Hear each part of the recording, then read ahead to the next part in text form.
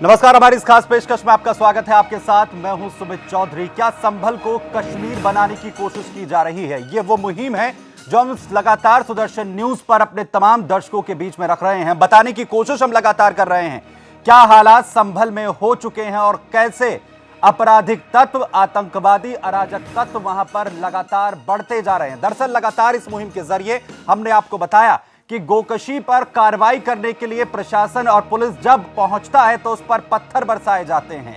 वहां पर जो हालात कश्मीर में नजर आते हैं वैसी तस्वीर संभल में दिखती है। हमने आपको बताया किस तरीके की स्थितियां पुलिस के उन जवानों के साथ है जो कार्रवाई करने की अब हिम्मत कम से कम जुटाने लगे हैं। लेकिन क्या सूरत इतनी ही है? आज हम आपको यह बताने जा रहे हैं कैसे संभल क्राइम कैपिटल बन रहा है। कश्मीर बनाने की साजिश जो रची जा रही है, यह हमने आपको तमाम उन पॉइंट्स के जरिए बताने की कोशिश की है जो वहां पर आपराधिक मंसूबों और साथ ही साथ अपनी अराजक तत्व वाली गतिविधियों को अंजाम देने के लिए लोग उन तमाम चीजों को गढ़ रहे हैं।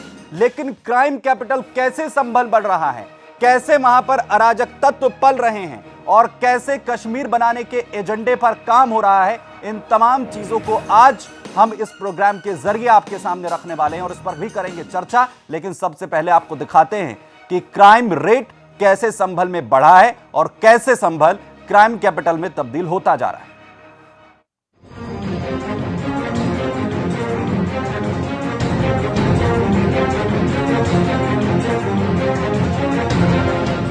संभल कभी पौराणिक, धार्मिक और व्यवसाय का केंद्र हुआ करता था। संभल में राजा महाराजा राज किया करते थे। आक्रमणकारी संभल को हर हाल में हासिल करना चाहते थे। इसलिए मोहम्मद गौरी जैसे आक्रमणकारियों ने संभल के लिए 17 बार भारत पर हमला किया। राजा पृथ्वीराज चौहान को हराने के लिए मुस्लिम आक्रमणकारियों ने कई हिंदू राजाओं को अपने साथ मिला लिया। इनमें आला, उदल और मलखान के साथ साथ ताला सैयद का नाम तो आप सबने ही सुना होगा। ताला सैयद आला, उदल और मलखान जैसे राजपूत योद्धाओं को अपने साथ रखता था। इन छोटे योद्धाओं के जरिए ताला सैयद राजपूत राजाओं के साथ छोटे छोटे युद्ध करके उन्हें कमजोर किया करता था। इन्हीं योद्धाओं से लड़ते हुए धीरे धीरे पृथ्वीराज चौहान की ताकत कम होती चली गई और अंत में संभल पर मुगलों का राज हो गया। संभल में आज मुगलों की उसी परंपरा को आगे बढ़ाया जा रहा है। हिंदुओं का जबरन धर्म परिवर्तन किया जा रहा है। उनकी महिलाओं और बच्चियों को परेशान किया जा रहा है। लेकिन सबसे बड़ी हैरान करने वाली बात यह है कि संभल आज उत्तर प्रदेश का सबसे ज्यादा अपराध वाला कस्बा बन गया है। संभल के आसपास के क्षेत्रों में अवैध बूचड़खाने चल रहे हैं। इन बूचड़खानों की वजह से क्षेत्र में पशु चोरी आम बात हो गई है। ग्रामीणों का कहना है कि क्षेत्र में देसी पशुओं की नस्लें खत्म हो गई है। पशु रात में घरों से उठा लिए जाते हैं। यही नहीं, दिन दहाड़े भी पशुओं को गाड़ियों में भरकर ले जाया जाता है। 1 घंटे में चोरी हुई पशुओं को काट दिया जाता है। इससे पशुओं को कभी बरामद नहीं किया जा सकता। अवैध बूचड़खानों में चोरी हुए पशुओं की सिर्फ हड्डियां ही बाकी रह जाती हैं। वही सिक्के का दूसरा पहलू ये है कि पुलिस इन अवैध बूचड़खानों के पास तक भी नहीं फटक सकती, क्योंकि यहाँ पुलिस के साथ भी पशुओं जैसा ही सुलूक किया जाता है। संभल में अपराध यहीं तक थमकर नहीं रह गया है, क्योंकि अब संभल के आसपास के क्षेत्रों में खुलेआम लोगों को लूटा जा रहा है। लूट और चोरी के मामले पिछले 10 सालों में तेजी से बढ़े हैं। पुलिस रिकॉर्ड में ऐसे बहुत से मामले हर रोज आ रहे हैं, लेकिन पुलिस कोई कार्रवाई नहीं करती। सुदर्शन न्यूज ने संभल और आसपास के थानों में होने वाले आपराधिक वारदातों के बारे में पता किया। पुलिस थानों से चौंकाने वाले मामले सामने आए हैं, जिसे सुनकर आप भी हैरान रह जाएंगे। पुलिस थानों में जितनी शिकायतें आती हैं, उनमें प्रॉपर्टी पर कब्जे, चोरी, डकैती और छेड़छाड़ के मामले भरे पड़े हैं। इन सभी मामलों में 85% मुस्लिम दोषी हैं। दीपासराय में सिर्फ पशु ही नहीं काटे जा रहे, बल्कि अवैध हथियारों का धंधा भी चल रहा है। यहाँ आपको देसी तमंचे, पिस्तौल बड़ी आसानी से मिल जाएंगे। कुछ लोगों का मानना है कि दीपासराय के कुछ घरों में हथियार बनाने की अवैध फैक्ट्रियां भी चल रही हैं। यही नहीं, अब तो संभल आतंक का गढ़ बन गया है। दीपासराय के आतंकी दिल्ली में पकड़े जाते हैं। संभल की अब ISIS के गढ़ के रूप में पहचान बनने लगी है। इतना ही नहीं, संभल के आसपास के क्षेत्रों के लोग दिल्ली में लड़कियों को बेचने और खरीदने के मामले में पकड़े जा चुके हैं। यहाँ के आसपास के क्षेत्रों की लड़कियां स्कूल कॉलेज जाने से डरती हैं, क्योंकि मुस्लिम दबंग उन्हें छेड़ते हैं। इससे हर माँ बाप अपनी बच्चियों की सुरक्षा को लेकर काफी परेशान हैं। दबंगों के डर से कई लड़कियों ने स्कूल कॉलेज जाना छोड़ दिया है। इसलिए यहाँ पर लड़कियों की पढ़ाई तक पूरी नहीं हो पाती। आपको जानकर हैरानी होगी कि संभल में ये सब आज से शुरू नहीं हुआ, बल्कि सालों से जारी है। प्रशासन का रोना है कि बसपा, सपा के लोकल नेता अपराधियों पर कभी कोई कार्रवाई ही नहीं होने देते। लेकिन यहाँ सबसे बड़ा सवाल ये है कि क्या संभल को ऐसे ही अपराध का गढ़ बनने दिया जाएगा?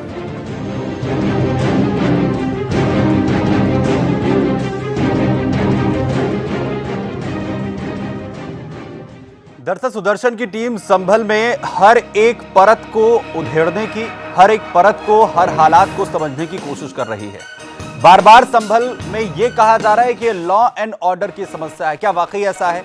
प्रशासन की तरफ से क्या कुछ अब किया जा रहा है? क्योंकि लगातार हमने जिस तरीके से इस मुहिम को चलाया है, उसके बाद कम से कम स्थितियां जो हैं वो बदलती हुई नजर आ रही हैं। प्रशासन भी इस पे सख्त रवैया अपनाते हुए कार्रवाई कर रहा है। डीएम ने क्या कुछ कहा है इस पूरे मामले को लेकर, जरा वो सुन लीजिए। मोहल्ले में जो भी कार्रवाई की गई थी प्रशासन की तरफ से, उस टीम के अगुवा रहे SDM साहब, राशिद अली साहब। ऐसा साहब, उस दिन असल वाकया हुआ क्या था? किस बात पर पूरा ये माहौल तनावपूर्ण हुआ था? हम लोग यहाँ ऑफिस में बैठे थे, हम CO साहब, तभी लगभग 1:45 बजे ADM साहब का फ़ोन आया कि दीपासराय में कुछ लोग जो है रोड जाम कर दिए हैं। तो ये सूचना मिलने पर हम और CO साहब वहाँ मौके पहुँच गए। हमारे साथ हमारा अर्दली भी गए थे मौके पे। जब हम लोग पहुँचे तो देखे कि वो भीड़ जो है यसो असमोली के ऊपर लाठी डंडों से वार कर रही थी। उनके गाड़ी को तोड़ दिया था और उन पर पत्थरबाजी कर रहे थे। तो हमारा जो अर्दली था उनको बचाने के लिए उस तरफ भी चला गया, यसो असमोली की तरफ चला गया, जिससे वो उनके उस भीड़ की चपेट में आ गया और जो उसको इतना मारा गया कि वो बिल्कुल गंभीर हालत में छोड़ा गया उसे। और फिर हम लोग किसी हिसाब से बचाव करके, फिर वो जो भीड़ थी वो हिंदू एरिया की तरफ बढ़ना चाह रही थी, जिसमें हम CO साहब ने 2 राउंड हवाई फायर करके उस भीड़ को रोका कि हिंदू मुस्लिम नहीं होने दिया। उसको वहाँ पे उसको हम लोगों ने रोक लिया था। इसके बाद हम लोगों द्वारा उसमें FIR दर्ज कराई गई है और FIR बहुत संगीन धाराओं में दर्ज कराई गई है। 307 या 308 जैसे IPC में दर्ज किया गया है। और DIG महोदय के नेतृत्व में उसमें वो दी गई, दबिश दी गई है। और उस दबिश के दौरान लगभग 10 लोग गिरफ्तार किए गए हैं। बाकी सभी लोग भागे हुए, घर छोड़ के भागे हुए हैं। इसमें पूरी पुलिस तरफ से पूरी सख्ती से कार्रवाई की जा रही है। किसी भी दोषियों को बख्शा नहीं जाएगा। SDM साहब, एक बड़ा सवाल है, आपने तमाम धाराएं बता दी, लेकिन यहाँ पर ये भी नारा लगाया गया था कि हम संभल को कश्मीर बना देंगे। उसको लेकर क्या प्रशासन ने कोई शक्ति बरती है? देखिए, ऐसा है कि जब वहाँ उस घटना में हुआ तो घटना में चोटें आई, हमारे अर्दली की बहुत ज़्यादा दिक्कतें हो गई। मतलब जो पोजीशन आप हम तो जब उसके बाद उसको बचा करके अपनी गाड़ी से ले करके हम चले हॉस्पिटल में।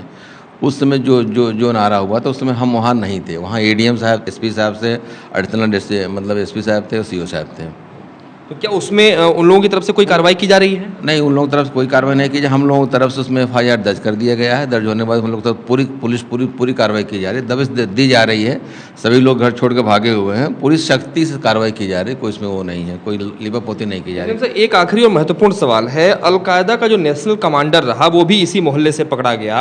इसके बाद लगातार ऐसी शिकायतें मिलती रही हैं, तो क्या प्रशासन दीपा सराय या इसके आसपास के जो संदिग्ध मोहल्ले हैं संवेदनशील, क्या उन पर निगाह रखने की कोई खास रणनीति है आप लोगों के पास?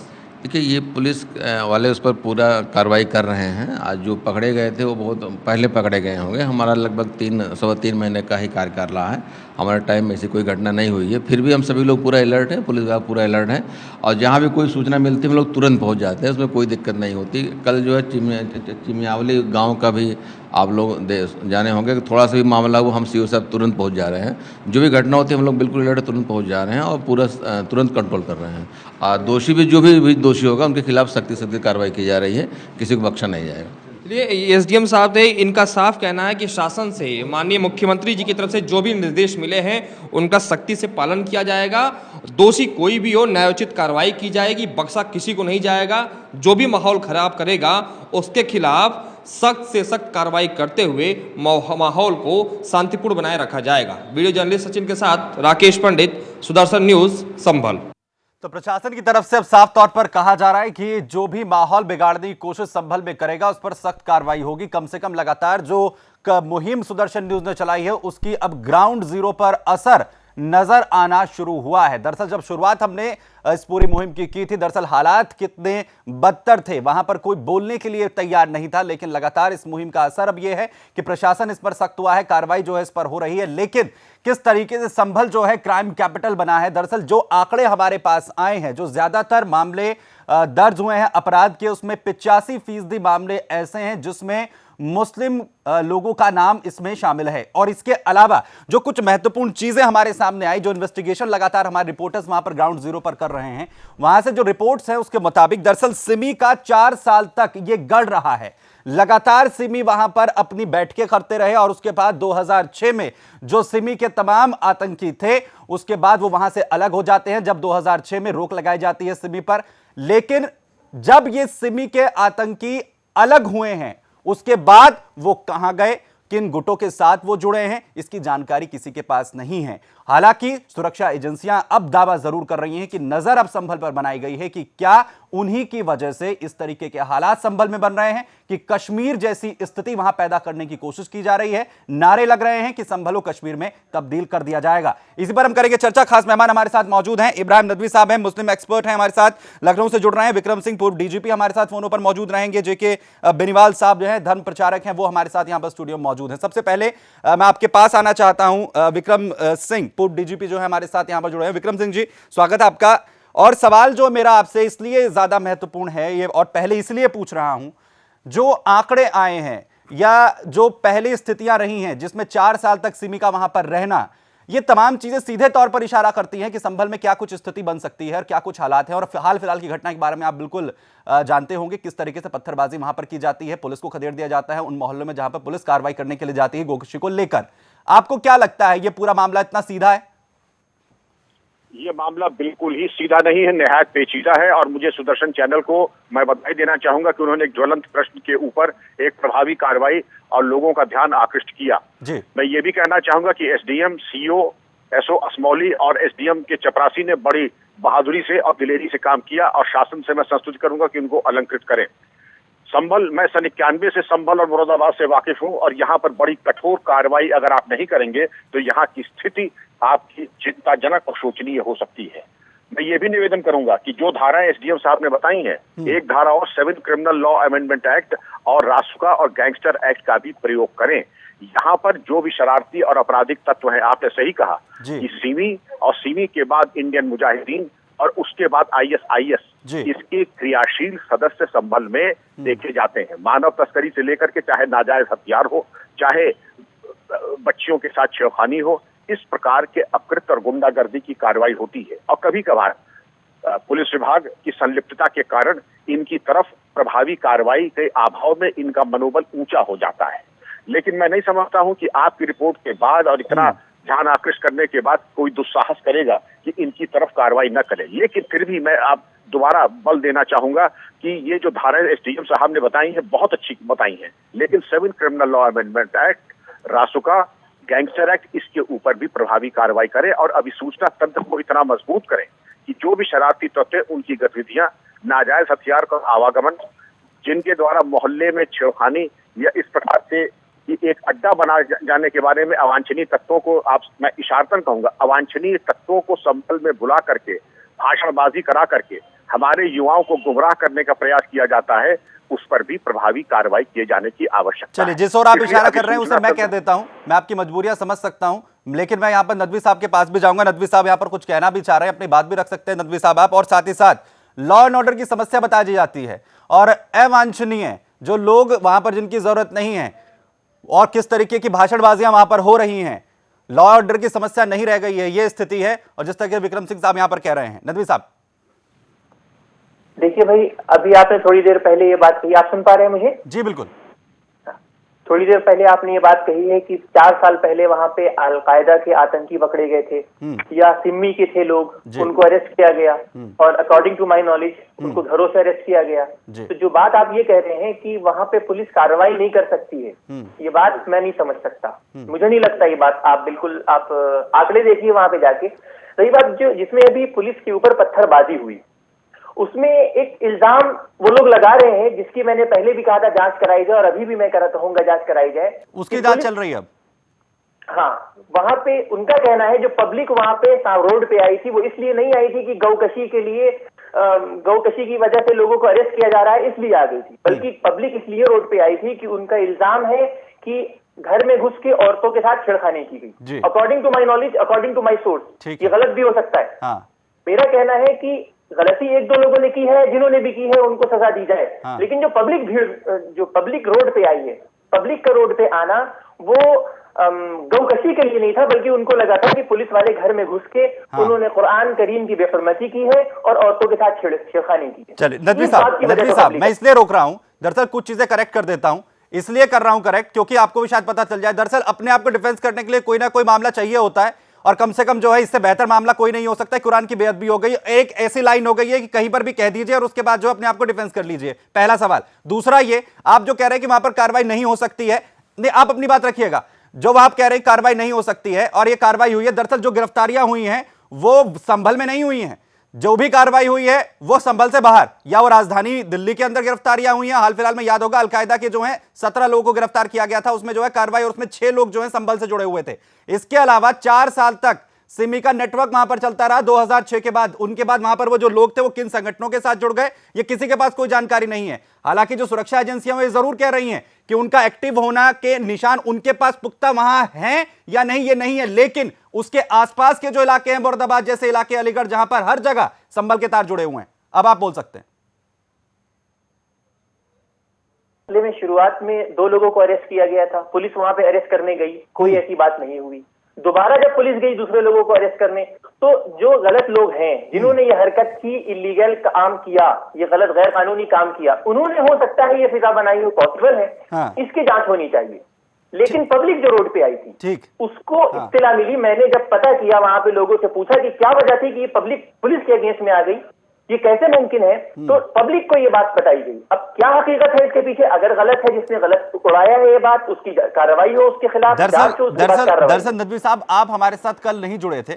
हमने लगातार जब इस पूरे कार्यक्रम को चलाया है, इस मुहिम को जो हमने चलाया है, हमने सिर्फ ये नहीं दिखाया है कि वहां पर जो है हालात किस तरीके से बिगड़ गए, हमने ये भी दिखाया है कि किस तरीके से वहां पत्थरबाजी हो रही थी, कैसे वहां पर महिलाओं को आगे कर कर पीछे से पत्थर फेंके जा रहे थे, कितनी बड़ी संख्या में जो है लोग इकट्ठा वहां पर हो गए थे। दरअसल 1-2 व्यक्ति का अगर मामला होता तो उसके बाद कहा जा सकता है कि लॉ एंड ऑर्डर की समस्या हो सकती है और पुलिस के ऊपर जो है सवाल उठाए जा सकते हैं। दरअसल इतनी बड़ी संख्या में लोग जो वहां पर पहुंच गए, सवाल यह था। दूसरा यह था कि उस इलाकों में कोई नहीं जा सकता है। हमारे जो रिपोर्टर हैं वहां पर लगातार मौजूद हैं, उनका यह कहना है कि मोहल्ले जो हैं इतने संकीर्ण हैं और इतनी स्थिति वहां पर खराब हो चुकी है कि कोई पैर वहां तक नहीं रख सकता है। वो तो ये तक कह रहे थे कि वहां पर अगर पुलिस के जो बिजली के अधिकारी हैं वो भी तक वहां पर नहीं जा सकते हैं। पुलिस की तो हिम्मत अब हुई है वहां पर जाकर कार्रवाई करने की, और उसके बाद जो हालात बने। और अपने डिफेंस में मैंने फिर यह कहा कि अपने आप को डिफेंस करने के लिए बहुत बेहतर तरीका जो है कुरान की बेअदबी का मसला जो है हो गया है, और उसको आप आगे बढ़ाइए और उसके बाद अपनी तमाम जो है चीजें उनको साफ कर लीजिए, आपके जो मंसूबे उन्हें पूरा कर लीजिए। सवाल के साथ वापस आऊंगा और मुझे जेके बेनीवाल साहब के पास भी जाना है। उनके पास जाने से पहले एक बार मैं यहां पर एक बार फिर से विक्रम सिंह के पास जाना चाहता हूं। विक्रम सिंह साहब, ये जिस तरीके से नदवी साहब कह रहे हैं कि कुरान की बेअदबी हो गई और उसके बाद जो है तमाम लोग निकलकर सामने आ गए, पत्थरबाजी हो गई, इतना सीधा हमें मामला इसलिए नहीं लगता है कि महिलाओं को आगे कर दो और उसके बाद पीछे से पत्थर फेंकने शुरू कर दो, और लगातार जो है आतंकवादियों की लिस्ट लंबी बनती वहां पर जा रही है। अलकायदा के मिल जाते हैं, सिमी के मिल जाते हैं, और गिरफ्तारियां जो है 17-17 हो जाती हैं। और इसके अलावा भी जो जिस्म फरोशी का धंधा, वहां का सबसे बड़ा सौदागर वहां से निकल जाता है। विक्रम सिंह साहब, आवाज आ रही है आपको मेरी? चलिए, संपर्क यहां पर टूट गया है। होती है वो गलत है जी, और उसमें प्रभावी कार्रवाई होनी चाहिए। लेकिन पुलिस का एसओ पिटता रहे, पुलिस की गाड़ी पे आक्रमण हो, तो पुलिसकर्मी को भी चाहिए ऐसा ऐतिहासिक काम करे, ऐसी गिरफ्तारी करे कि दोबारा कोई दुस्साहस न करे।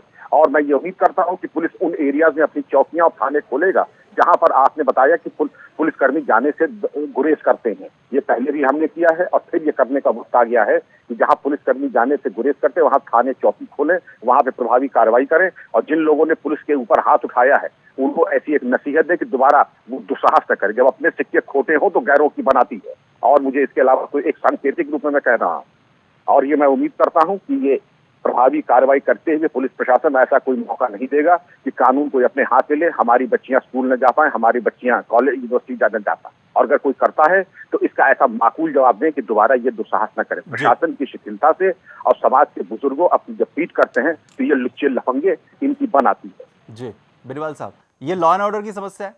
देखिए सुमित जी, मैं आपको बता दूं, लॉ एंड ऑर्डर की बात जहां तक है वो तो है, दिखाई दे रही है। ये भौतिकवाद में आपको भी सामने नजर आ रहा है कि एक पर्टिकुलर एक जो कम्युनिटी के लोग मिलकर और इतना दुस्साहस कर रहे हैं कि पुलिस के फोर्स को, गवर्नमेंट के ऑफिसर्स को वहां पे सरेआम मारा जा रहा है और वहां पे पब्लिक देख रही है। देखिए, मैं आपको दो चीज बताना चाहता हूं। सबसे पहली चीज आप ये समझ लीजिए, संभल क्या है।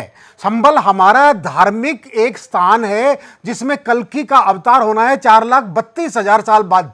4,32,000 साल। मैं ये इसलिए कह रहा हूं कि ये तो हमारे भागवत में लिखा है, लेकिन मैं वहां पे जाके, मैंने बड़ा क्यूरियोसिटी रही क्योंकि एक सनातन धर्म का मैं एक प्रचारक हूं, तो मैंने जाके एक 40 मिनट की डॉक्यूमेंट्री बनाई थी कई साल पहले जाके वहां पे, और मैंने देखा है उनके वहां के पुजारी जो 100 साल से उनकी 10 पीढ़ी वहां पर काम कर रही है। मिस्टर शर्मा है वहां पे, उन्होंने मुझे बताया जो असली संबल का जो मंदिर है जहां पे कल की भगवान ने अवतार लेना है, आज ब्रह्मा जी वहां तपस्या में लीन है और प्रकट खाली होना है। जहां जहां भगवान प्रकट होंगे तो आप समझ सकते हैं राक्षसों का धन होगा, नाश करेंगे। और जो ये जो स्थिति आ रही है, आपको बता दूं मैं, ये ज्यादातर कन्वर्टेड लोग हैं जो हमारे हिंदू धर्म से कन्वर्टेड किए हुए हैं, और ये अगर जो अलकायदा, सिम्मी और ये जो बात कर रहे हैं, ये कभी किसी हालत में बर्दाश्त नहीं होगी योगी जी और मोदी जी की सरकार में। मैं आपको बता रहा हूं, हम भी उम्मीद यही कर रहे हैं। बिल्कुल। एक छोटा सा ब्रेक के लिए हमें यहां पर रुकना है, लेकिन ब्रेक के बाद हम ये जानने की कोशिश करेंगे कि आखिर अगर ये लॉ एंड ऑर्डर की समस्या बार बार कही जा रही है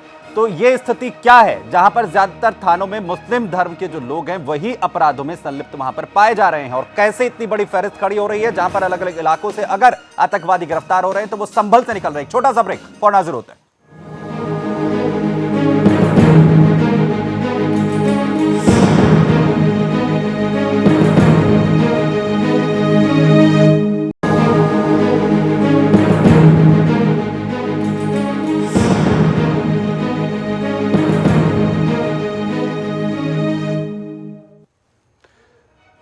दरअसल संभल से लगातार एक के बाद एक आतंकियों के तार जिस तरीके से जुड़ते जा रहे हैं, उसके बाद जांच एजेंसियों की नजर भी संभल पर आकर टिक गई है। हर एक पहलू पर संभल के अब नजर रखी जा रही है, और लगातार सुदर्शन न्यूज ने जिस तरीके से संभल के हालात को जग जाहिर किया है, उसके बाद प्रशासन भी अलर्ट मोड में है और हालात को सुधारने की बात अब की जा रही है। संभल में किस तरीके से कश्मीर बनाने के नारे लग रहे हैं और कैसे वहां पर कसाई जो हैं अपनी तरफ से हालात को खराब करने की और वहां के युवकों के हाथ में पत्थर देकर प्रशासन के खिलाफ कश्मीर की तरह खड़े करने की कोशिश की जा रही है, उसकी तस्वीरें भी हमने इस मुहिम के जरिए आपके सामने रखी है। लेकिन साथ ही साथ जहां एक तरफ क्राइम कैपिटल के तौर पर संभल उभर रहा है, तो वहीं जिस्म फरोशी जैसा धंधा भी संभल से अलग नहीं रहा है। संभल में जो कुछ चल रहा है उसके लिए एक रिपोर्ट देखिए।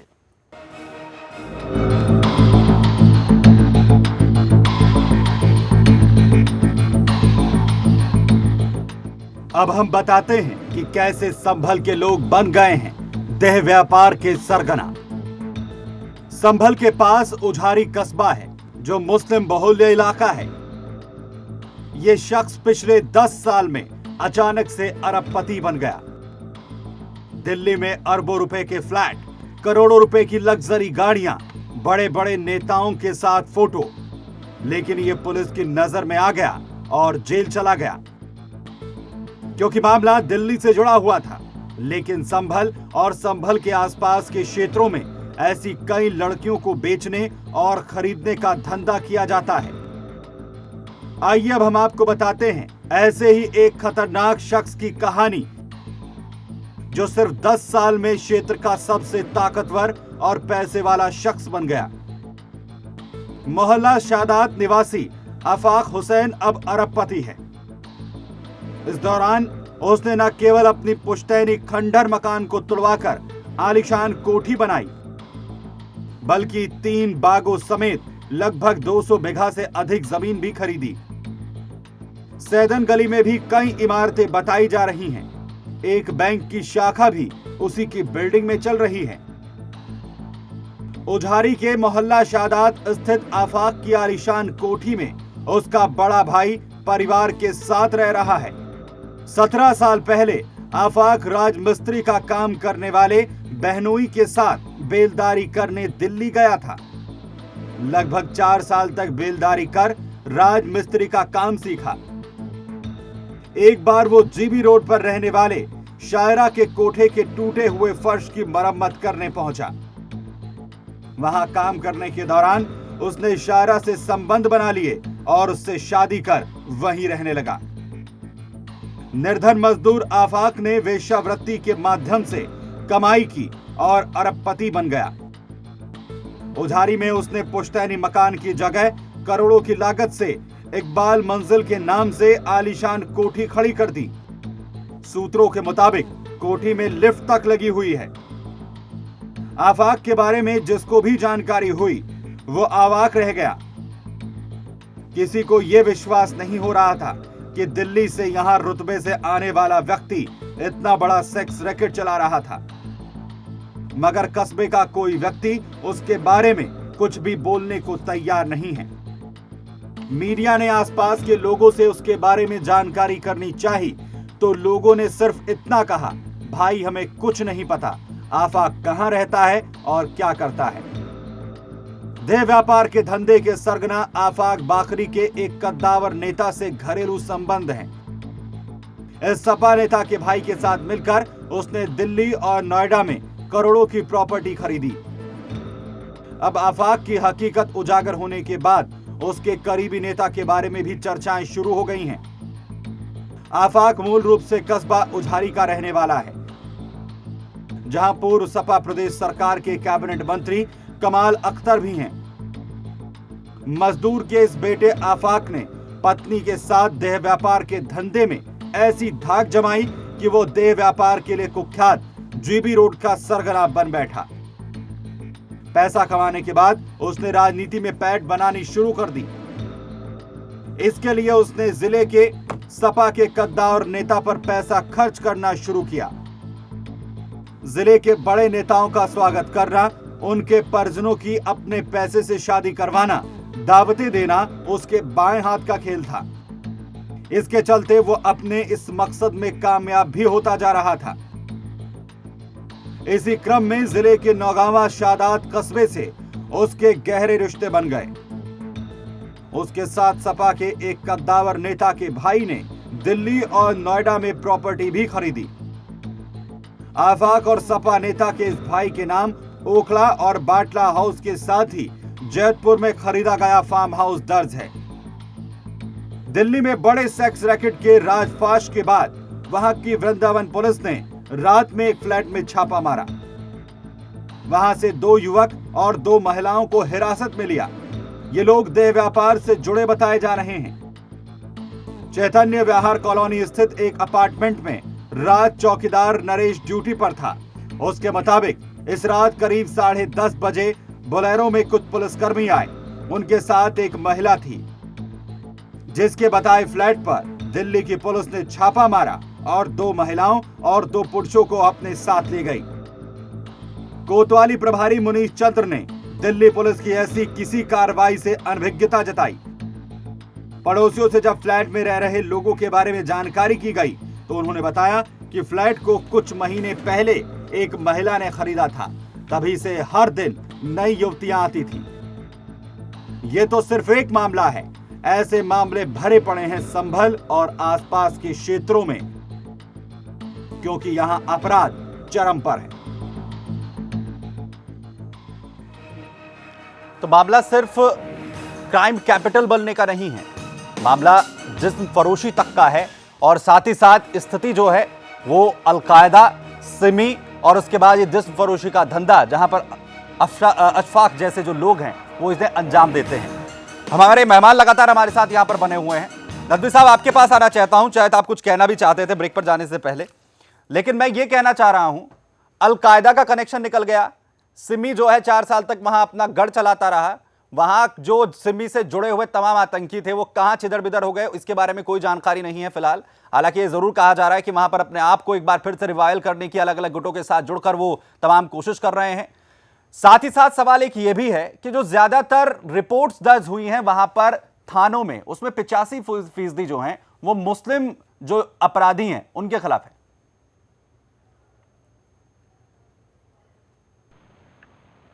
लेकिन आपने रिपोर्ट टॉपिक दूसरा रखा था और यहाँ पे अफाक साहब या अशफाक साहब जो भी थे उनके बारे में बात करना शुरू कर दी। खैर कोई बात नहीं।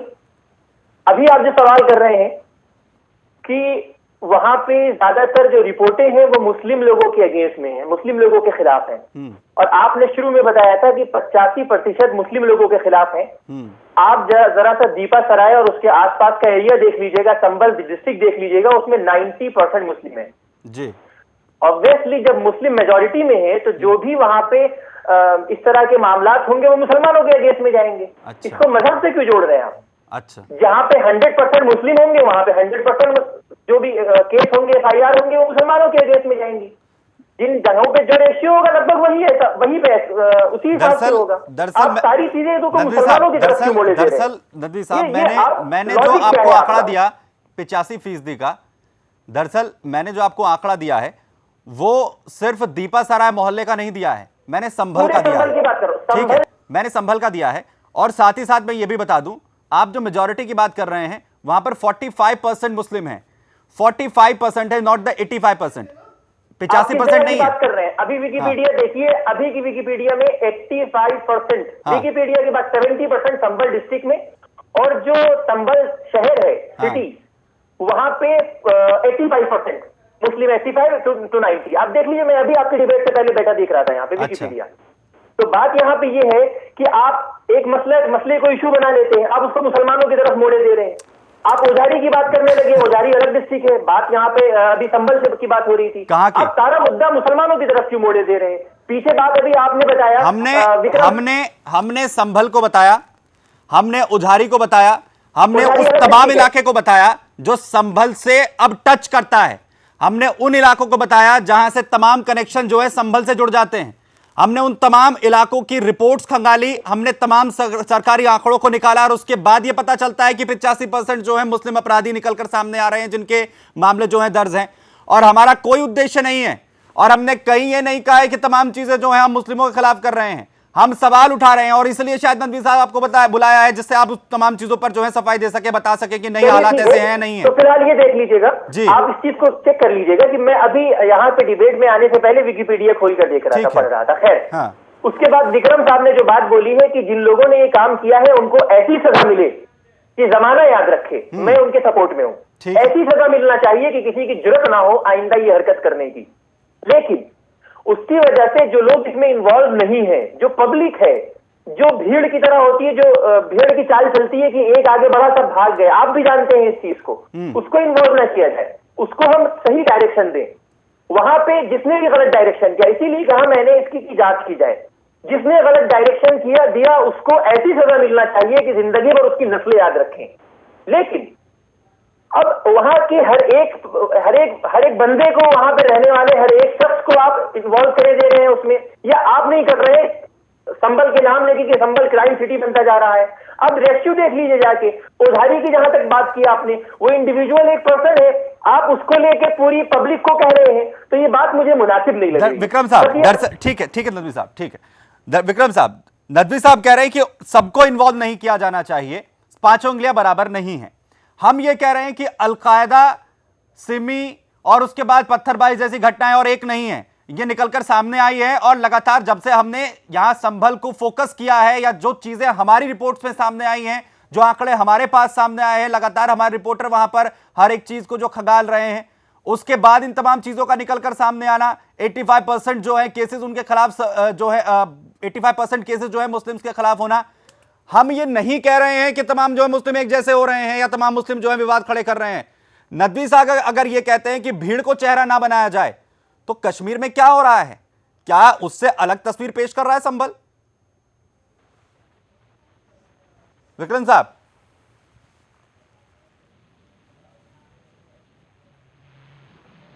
आवाज आ रही है आपको विक्रम साहब मेरी?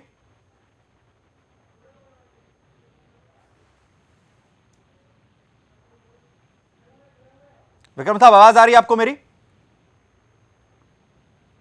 चलिए, आवाज हमारी नहीं पहुंच पा रही विक्रम साहब तक, हम जाने की कोशिश करेंगे। बिनवाल साहब जी, मैं इसका जवाब देता हूं। देखिए सुमित जी, मैं आपको बता दूं, वहां पर कश्मीर में जो आप बात कह रहे हैं, संभल की जो बात कह रहे हैं, ये सिमिलरिटी नजर आ रही है। देखिए, बस आपको सिमिलरिटी का आपको बता देता हूं। नदवी साहब कह रहे हैं अभी कुरान का नाम लेके, अरे साहब, कुरान को इज्जत हम भी उतनी देते हैं जितनी आप हमारे धर्मशास्त्रों को देते हैं। धर्मशास्त्र की बात मत करिए, धर्मशास्त्र तो एक जैसी बात करते हैं, लेकिन वहां पर 5 जो अलगवादी लोग हैं, मेरे आश्रम विदेशों में भी हैं, मैं गया हूं वहां, मुझे अलगवादी नेता वहां मिले।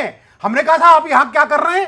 अरे साहब, हमारे तो उनके तो बच्चे वगैरह वहां बैठे हैं, और बंदूकें पत्थर किसको दे रखे हैं हाथ में। यही घटना सेम आप आज संभल में होने वाली हो रही है और नजर आ रही है मुझे। देखिए, सुदर्शन चैनल ने एक इतना अच्छी मुहिम चलाई है, देश के लिए, समाज के लिए। आपकी बेटियां जो अभी दिखाई गई, जो आप कह रहे थे इसका कंसर्न नहीं है, दूसरा दिखा रहे हैं, जो बहु बेटियों के बारे में दिखाया गया, जिनको फ्लैश ट्रेड में धंसा जा रहा है। आपको मालूम है ये बहु बेटियां कहां से जा रही हैं? आपके समाज से जा रही हैं, ISI के वहां जा रही हैं, और उनको एंटरटेनमेंट के लिए परोसा जा रहा है। वहां पर इंटरनेशनल चैनल्स में ये खबरें रोजाना आती हैं। आपको समझना होगा। आप देखिए, आप वहां पर एक मुस्लिम एक्सपर्ट हैं, मुस्लिम धार्मिक नेता भी हैं, तो आप हमको मिलके इस संभल को संभालना पड़ेगा। और दूसरी बात जो है एजेंसीज की जहां बात है, अभी हमारे पूर्व DGP ने बोला, विक्रम सिंह जी ने, हम निवेदन करेंगे योगी जी से और मोदी जी से भी, जैसे कैराना में हुआ पलायन, हिंदू का हो या मुस्लिम का हो या गरीब और दूसरे जाति का हो, जातिवाद से तो वहां बांट रखा है। हमारे खाली हिंदू में एक नहीं है, त्यागी भी हैं, दूसरे भी हैं, OBC भी हैं, ब्राह्मण भी हैं, सब है वहां पर, और हमारा धाम है वहां। हम ये बनने नहीं देंगे वहां पर। हम ये किसी चीज में भी अलकायदा, सिमी और ये जो बात है, ये कभी नहीं होने देंगे। हम कैराना की जो घटना है उसको दोबारा यहाँ रिपीट नहीं होने देंगे, और हम मोदी जी से भी बात करेंगे, योगी जी से भी। आपसे हमारा निवेदन है कि आप हमारे साथ मिलकर चलिए, एक कमेटी बनाते हैं और उसका सर्वे करके, जैसे कैराना में कमेटी गई, हम आप चल के वहां का एक रिपोर्ट गवर्नमेंट को देते हैं। DGP साहब, ये जो दरअसल हमने एक सवाल उठाया, हमने ये कहा कि 85% जो है मुस्लिमों के खिलाफ वहां पर केस दर्ज हो रहे हैं। नदवी साहब ये कह रहे हैं कि जो मुस्लिम पॉपुलेशन है, मेजॉरिटी में है, इसलिए सिर्फ इसको वहां कनेक्ट नहीं किया जा सकता है। लेकिन जो हमारे आंकड़े हैं उसके मुताबिक वहां पर 40 से 45% मुस्लिम हैं, और उसके बाद 85% का आंकड़ा वहां पर जा रहा है। इसके अलावा अलकायदा का वहां पर कनेक्शन निकलता है, सिमी के कनेक्शंस वहां पर निकलते हैं, उसके बाद अलकायदा के जो लोग हैं वो गिरफ्तार होने शुरू होते हैं। तमाम चीजें एक ही जगह पर हो रही है, उसके बाद सवाल ना उठे। अब ये सुमित जी, मैं आपसे सबसे गुजारिश करूंगा, किसी के भी मकसद ये नहीं है कि किसी को गलत फंसाया जाए। ठीक है। अमेरिका से लेके इंग्लैंड तक, इंग्लैंड से लेके हिंदुस्तान तक, ये क्या कारण है कि 30% आबादी जेलों की मुस्लिम्स की है? ये बहुत चिंता का विषय है। और अगर आप समझते हैं कि गलत किया जा रहा है, तो इसके बारे में आप कहिए कि इसकी तफ्तीश सीबीआई से करा लें, जिस एजेंसी से करा लें, लेकिन ये कह देना कि साहब सब बेगुनाह हैं। मैं मानता हूं कि 1-2% गलत गिरफ्तारियां हो सकती हैं, 1-2% गलत चालान भी हो सकते हैं और वो किसी के साथ भी हो सकते हैं, नहीं होने चाहिए। लेकिन ये कह देना कि हमारी कम्युनिटी में, चाहे वो कोई कम्युनिटी हो, सब बेदाग है, ऐसा भी नहीं है। ये एक समस्या है। बेनीवाल साहब ने जैसा फरमाया है, और इब्राहिम साहब बड़े ही फराश दिल और बहुत ही जिम्मेदार धार्मिक नेता हैं। मैं सबसे गुजारिश करूंगा कि इसको खुले जहन से हम लोग इसको देखें कि जो हमारे बच्चे गुमराह हो रहे हैं उनको हम लोग वापस मेन स्ट्रीम में लगाएं, और जो लोग पुलिस से प्रशासन के साथ मुचहटा लेना चाहते हैं उसके लिए हमारी भाषा अलग होती है, उसके लिए हमारी फोर्स ऑफ पीसी अलग है, और उनको ऐसा मुंह तोड़ जवाब दिया जाएगा दोबारा दुस्साहस न करें। नदवी साहब, जब राजनीतिक नेतृत्व जब एक तरफ पीट कर लेता है तब इस ऐसी स्थितियां भयावह उत्पन्न होती हैं। अब ऐसी स्थितियां नहीं है, और आप मान के चलिए किसी ने अगर दुस्साहस किया तो वो मिट्टी में ही मिला दिया जाएगा। जी नदवी साहब, आप जो यहाँ पर कहा है विक्रम साहब ने, उसका जवाब तो दीजिए ही। साथ साथ मैं एक चीज यहाँ पर कहना चाहता हूं। संभल निवासी मौलाना असीम उमर AQIS का यह प्रमुख बताया जाता है, फिलहाल पाकिस्तान में रह रहा है। साथ ही साथ इसे इंडिया सब कॉन्टिनेंट जो SQIS है, जो कोशिश कर रही है यहाँ पर अपने लड़ाके खड़े करने की, जो कुछ उसके तमाम जो एजेंडा है उसके तहत, साथ ही साथ लोगों को भड़काकर हथियार की ट्रेनिंग लेने के लिए वहां से पाकिस्तान तक भेजा जा रहा है। उससे पहले इस तरह की घटना सामने आती है कि पत्थर बरसाए जा रहे हैं पुलिस प्रशासन पर, और जो वहां के पुलिस के जो जवान हैं जिन पर हमला हुआ है, उनकी जो हमारे पास रिपोर्ट्स हैं, उनका यह कहना है कि इससे पहले वहां पर कार्रवाई करने की हिम्मत तक प्रशासन की नहीं होती थी, जो पूर्ववर्ती सरकारें अब तक रही हैं। क्या ये तमाम चीजें और विक्रम साहब का यह कहना कि लगातार एक ही जैसी चीजें बार बार रिपीटेड मोड में हो रही हैं, चिंता का विषय नहीं लगती आपको? देखिए, विक्रम साहब ने ये बात बोली कि जो है 30% ऑल ओवर इंडिया में मुस्लिम जेल में है। तो विक्रम साहब को मैं बताना चाहूंगा कि ऑल ओवर वर्ल्ड जितने लोग जितने अपराधी हैं उसमें 30% मुस्लिम है। जी जी जी जी हाँ, 30% समथिंग मुस्लिम है। ठीक है। तो ऑल ओवर वर्ल्ड मुस्लिम 35% पॉपुलेशन है, मेरे ख्याल से आपको मालूम होगा। तो अगर पॉपुलेशन के हिसाब से आप देखेंगे तो मुसलमान जेलों में कम है अकॉर्डिंग टू यू। दूसरे नदवी साहब क्लियर कीजिए, मैं यही क्लियर कर रहा हूं, नहीं आप अपनी बात पूरी कीजिए। दरअसल गलत फैक्ट उठा रहे हैं। उन्होंने ये कहा है जितने अपराधी जेल में हैं उनमें से 30% मुस्लिम है, ये कहा है, इसे करेक्ट कीजिए। यही मैं कह रहा हूं। मैं कह रहा हूं कि जब मुस्लिम ऑल ओवर वर्ल्ड के 35% है तो रेशियो के हिसाब से देखेंगे तो सिर्फ 30% मुस्लिम है जेलों में। उनको अगर बराबर होते तो 35% होने चाहिए थे। अच्छा, ये अलग बात है। ठीक है। बात दूसरी बात, मैं आपका करेक्शन कर दूं कि मैं धार्मिक नेता नहीं हूं, मैं एक आम सा इंसान हूं, नेता नहीं हूं बिल्कुल। वो तो बिल्कुल मैं होना पसंद भी नहीं करता हूं। खैर, आपने जो ये बात बोली कि संभल से ये तमाम चीजें क्यों हो रही हैं, ये बहरहाल बहुत ज्यादा चिंता का विषय है। और इसमें आप लोग किससे ज्यादा आप लोग जैसी चिंता हमें भी है। हम क्यों है, क्या वजह है इसके पीछे, हम भी कोशिश करेंगे कि आपके साथ खड़े होकर इसको समझें, और अगर कुछ ऐसा होने जा रहा है तो इसको रोके, क्योंकि ये जो बदगोश्त हो रहा है ये मेरे जिस्म के अंदर हो रहा है। आप डॉक्टर हैं, अच्छी बात है, लेकिन मुझे भी इसकी फिक्र है कि ऐसा क्यों हो रहा है। अगर हो रहा है तो मुझे बहुत ज्यादा इसके अफसोस है इस बात का। हमें चिंता इसलिए है कि जो रोग आपके जिस्म में हो रहा है उसके बाद वो रोग जो है बाकी लोगों के जिस्म में ना फैल जाए। हम भी इसलिए चिंतित हैं क्योंकि आप मेरे घर में रह रहे हैं, हमारे साथ रह रहे हैं, इसीलिए चिंता है। हम भी, मेरा भी घर है, बिल्कुल आपका भी है, हम मना नहीं कर रहे हैं। और मैं कोशिश करता हूं, मैं कोशिश कर रहा हूं, और आप लोग मेरे साथ, आप लोग खड़े हैं। मैं खुश होऊंगा कि आप, मुझे खुशी है कि आप लोग मेरे लिए खड़े हैं। लेकिन बस मेरा ये है कि जहां पे बदगोश्त है उसी का ऑपरेशन किया जाए, जहां पे बदगोश्त नहीं है उसका भी ऑपरेशन ना कर दिया जाए कि इंसान बीमार हो जाए। नहीं, बस संभल के अलावा 0.1% ऊपर नीचे कोई हरज नहीं है, कोई हरज नहीं है। और आपकी जो सोच है वो बहुत अच्छी है, मैं आपके साथ खड़ा हूं। नहीं नदवी साहब उसी जगह का ऑपरेशन हो रहा है और संभल उठाया गया है। हमने अब बैठकर राजधानी दिल्ली की बात नहीं की, हम गाजियाबाद की बात नहीं कर रहे हैं। अगर गाजियाबाद में ऐसा होगा तो गाजियाबाद को भी उठाया जाएगा, यहाँ पे फाइनल कमेंट लेना चाहूंगा बेनीवाल साहब से। मैं नदी साहब से कहता हूं, ठीक है आप धार्मिक गुरु नहीं है इस्लाम के, लेकिन इस्लाम के एक्सपर्ट तो जरूर हैं। आप ये बात तो समझते होंगे कि हर टेररिस्ट फिर मुस्लिम ही क्यों निकलता है। नंबर एक मैं बता रहा हूं, जर्मन से लेके जर्मनी में इतना भी हुआ, आप रसिया के अंदर हुआ, एक्सपोर्ट में जो एक्सप्लोजन हो रहे हैं, ज्यादातर ये आईएसआई के जितने पाकिस्तान में हो रहे हैं, ये मुस्लिम क्यों हैं। नंबर एक, हम ये नहीं कह रहे कि ये मुस्लिम ही सारे के सारे होंगे, लेकिन हर एक टेररिस्ट मुस्लिम ही क्यों निकलता है। दूसरी बात मैं कहूंगा कि जो ये हमारे ऊपर जो प्रहार हो रहा है, हमारी गो मांस को लेके गो हत्याएं हो रही हैं, आप मुझे बताइए इन गो हत्याओं के पीछे आज अजमेर शरीफ जो आपकी सबसे बड़ी दरगाह है, जिसको हम भी सजदा करते हैं, उन्होंने आज अनाउंस किया है कि हम इस गो मांस को या गो वंश के इन हत्याओं का विरोध करते हैं। क्या आज आप कैमरे के ऊपर इस बात को मानेंगे, कबूल करेंगे कि संभल में आज के बाद कभी भी गो हत्या नहीं होगी? आज से 2 दिन पहले मैं यहाँ पे आया था डिबेट में, जिसमें मैंने बोला था कि गौ हत्या के लिए दफा 302 लागू की जाए। मैं उसके सपोर्ट में खड़ा हूं। और चाहे आप अजमेर शरीफ की बात करें, चाहे देवबंद शरीफ की बात करें, चाहे नदवे की बात करें, सब जगह से इसके खिलाफ फतवे आ चुके हैं। विक्रम साहब फाइनल कमेंट चाहता हूं। नदवी साहब मेरे पास वक्त मेरे पास खत्म हो गया है। विक्रम साहब का मैं फाइनल कमेंट चाहता हूं इस पूरे मामले को लेकर। सुमित जी, मैं ये गुजारिश करूंगा नदवी साहब से, बेनीवाल साहब से, कि यहाँ पर संभल के बारे में आपने बड़ी उम्दा बातें कही हैं। संभल पे प्रशासन की कड़ी नजर रहनी चाहिए और सबको प्रशासन का सहयोग करना चाहिए। कहीं भी शरारती तत्व अगर उठ करके आते हैं, प्रशासन से मैं आह्वान करूंगा कि बिल्कुल ये प्रशासन को एक नंगी तलवार की तरह उन पर प्रहार करना चाहिए, बिना, जैसे कि अभी एसडीएम और सीओ साहब ने किया। और भविष्य में कोई बात आती है तो संभल में मौजूद पुलिस बल को और अधिक पुख्ता बनाने की, इंटेलिजेंस को और अधिक पुख्ता बनाने की जरूरत है। ठीक है विक्रम साहब। नदवी साहब बहुत कम वक्त है, बोल दीजिए। कि हर टेररिस्ट मुस्लिम होता है। टेररिस्ट का मतलब होता है आतंक फैलाने वाला।